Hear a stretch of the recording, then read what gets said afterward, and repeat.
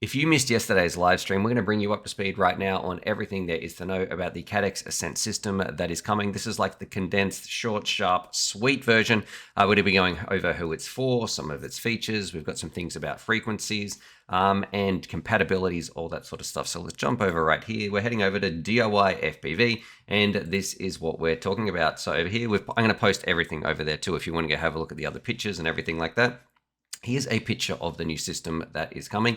And this, I got to say, is separate to the Cadex, like the Avatar system, the Walksnail Avatar. This is separate. This is their new system that is coming. An absolutely tiny little VTX we've got right here. That I'm really excited for that, because if we look at the mounting holes right here, we should be able to get this on some whoops. So this little system, I'm all for tiny VTXs, things like the Lightnings and whoops, and even the Eagle 03. I'm loving flying those around. So we're going to jump up here because here's where the juicy parts are. I also got some pictures sent to me of like an internal email or something. I'm not too sure, but we basically have here, and unless you read Chinese, I'm going to go through and break this down, what this actually means. So we've got some pretty interesting juicy details right here. So let's go through this.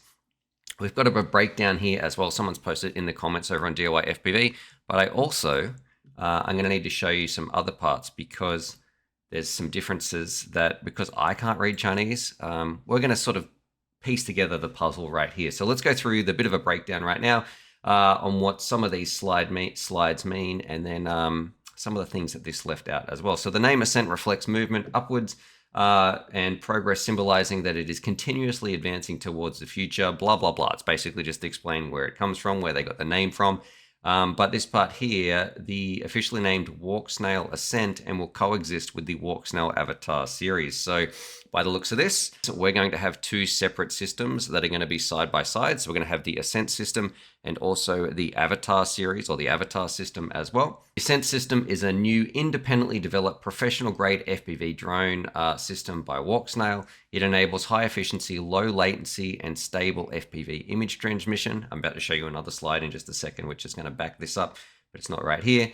Designed to support both experienced pilots and beginners, Ascent offers users an alternative option while operating on an entirely redesigned chip architecture. It holds enormous potential for future performance improvements. Now, if I jump over here, so if we look right here, so what are the advantages? We just went through here, but the key advantages are a high definition, low latency, low operating threshold, stability, and low heat generation. So the ChatGPT didn't actually speak about this. So it's going to cover multiple frequency bands and coverage in multiple scenarios. This part's probably the nitty gritty. So we're going to be getting 1080p at 60 frames per second and a 30 millisecond latency. So it's not going to be for races. This part I think is important though, a low threshold for operation. So using the Protoss kit, I don't know what that is or why that's in capitals. So that's going to be pretty exciting.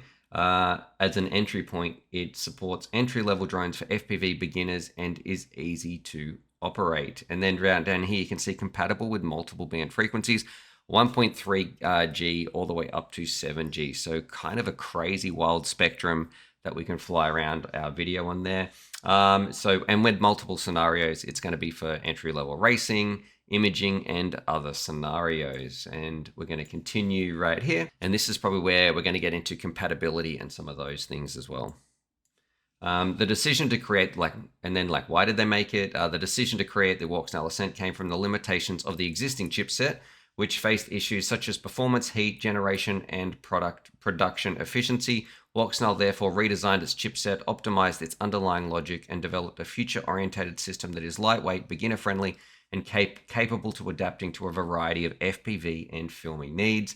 And in turn, this part's important too. In terms of positioning, Walksnail Avatar is currently targeted towards professional users as a high definition digital system, while the Ascent is aimed at entry-level users. At present, the performance is somewhere basically between the DJI O3/GT series, but it is offering more accessible options to continue to evolve. And I asked over on DIY FPV, how'd you translate that? They basically said ChatGPT, because I was getting some similar, but it's significant little things that I want to talk about right here. I'm going to show you. Here's some of the other translations. So I like this part. However, it runs on a completely different chip architecture.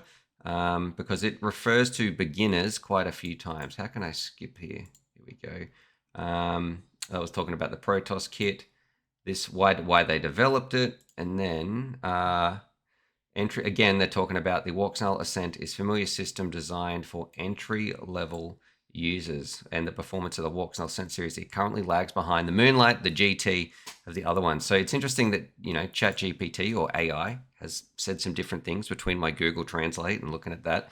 However, maybe you're going to get some different results if you go over here, but let's break this down. I got some questions and maybe some answers too. So what we know, it's a new system and it is aimed at entry-level pilots. I've spoken about that a few times, and I am all for that because I want to get as many people flying as possible.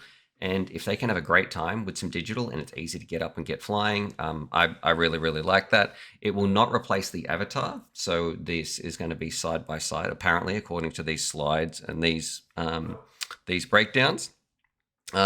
This part, compatibility, will the chipset work with existing goggles? And I'm going to say no. Based on everything that we know, it looks like this has been entirely redesigned. So the Walksnail Goggles X and the current avatar system, they've got some limitations and some other things that they do, but this is not going to work with that. Now, that begs the question, what is this going to work with? So I'm going to assume that there's going to be some new goggles that come out as well. I'm pretty excited for that. It's got a massive frequency range, really, really lightweight. So hopefully I like that it's going to be suiting whoops and things. I think a lot of beginner pilots start on whoops. And another thing that I really like, they mentioned low heat a couple of times. Now take all this with a grain of salt. If we can have low heat, I really, really like that because I'm sure some other digital pilots out there will attest to this.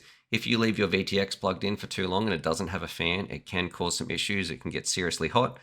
Now, here's some questions that I think a lot of people are going to be asking, and I saw some of these in the chat as well on my live stream. If it doesn't beat the Avatar, then why are people making this? Like, why would Cadex develop this new system?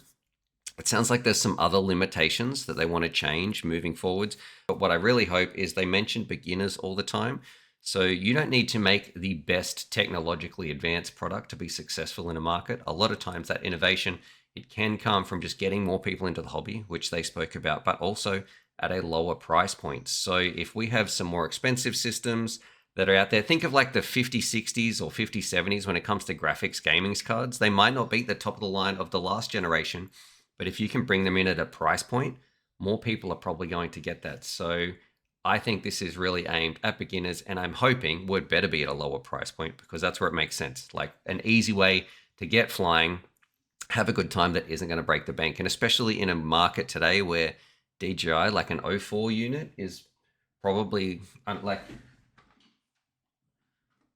like a little drone like this one with an 04 unit is going to be insanely expensive. So if Cadex can make like some low cost, decent digital transmission, I think that's going to be good.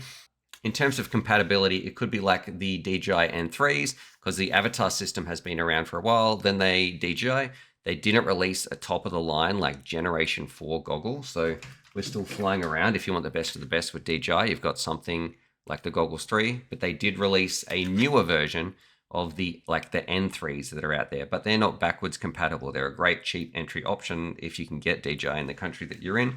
But I think this is going to be similar to that. So I'm expecting a cheaper entry point for people to get in and get flying. And talking about the incompatibility too, like if you already have an Avatar system, it doesn't sound like it's going to beat it. This sounds like there's still, I don't know which slide it was in. It might have been this one right here, but they're talking about the Moonlight is still going to give you better performance. So I don't know how many pilots are going to go backwards and want to fly something on a worse system if you already have your Avatar system, but still interesting nonetheless. Now, I am hoping we get some more details in just a little bit. I'll probably post them here over on DIY FPV. If you don't know what DIY FPV is, this is your chance. Go check it out. Like, we have the largest FPV database online. Like, let's just have a look. Say we want to buy a Boxer Crush. Look at this. You can find out exactly where it is. It's in stock. You know, we've got a pilot map. You can check out pilots from all over the world. Send them a message like, I don't know, maybe you're in some of these countries over here or somewhere in Europe or over in the States. So yeah, go check that out.